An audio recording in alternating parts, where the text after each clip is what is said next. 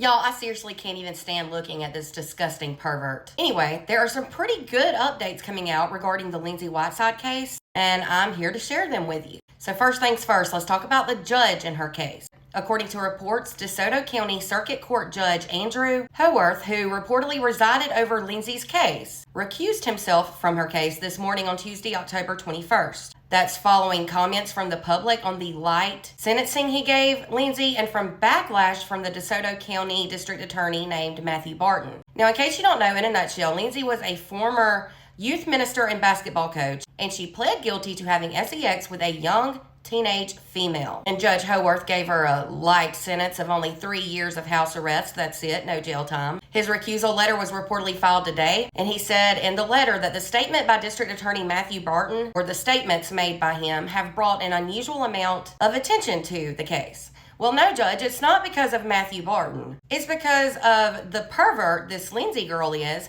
and the fact that she is not taking accountability, and there are people who are high up in that community who are supporting her, and the main fact is that you gave her nothing for a sentence. That's what's caused people to be pissed off, and the fact that it's drawing so much attention, not the district attorney, Matthew Barton, who has only simply been telling the truth. He said Matthew's comments have put a target on the back of several people. No.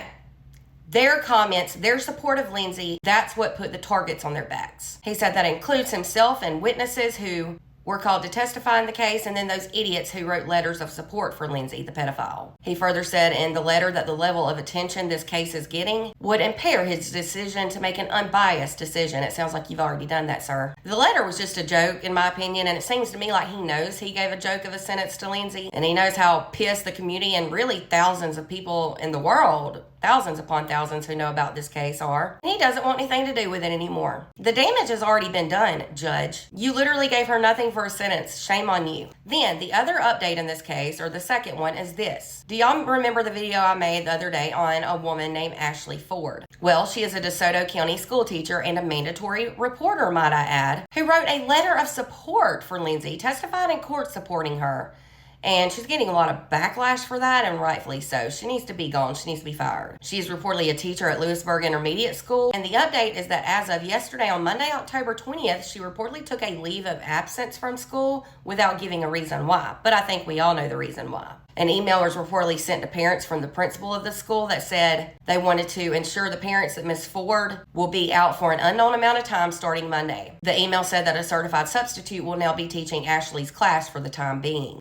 Now, y'all listen to this. It's now coming out exactly what this woman, Ashley, this teacher, said or testified in court. She reportedly told the court that she and Lindsey were super close and that she didn't believe Lindsey was a criminal.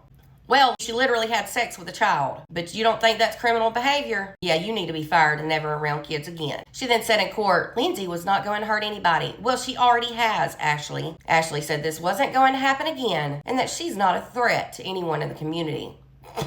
Bull. Absolutely unbelievable. And as you know, all of this is coming as protesters are also demanding the removal or resignation of school board member Michelle Henley, who also wrote a letter of support for the predator, Lindsey. And here's the last update. According to reports, parents are being asked to keep their children out of school tomorrow. A local group called DeSoto County Parents for Accountability is reportedly asking parents to keep their children home from school countywide tomorrow on Wednesday, October 22nd. And I'll be the first to tell you right now, my children would be staying out of school. This is to get their message of concern about these educators not being fired, even though they're supporting pedophiles. So anyway, there you have it. Those are the wild updates in the case. They're pretty good updates. Let me know your thoughts in the comments. For more updates into this case and other true crime news, make sure to follow and subscribe if you're on YouTube.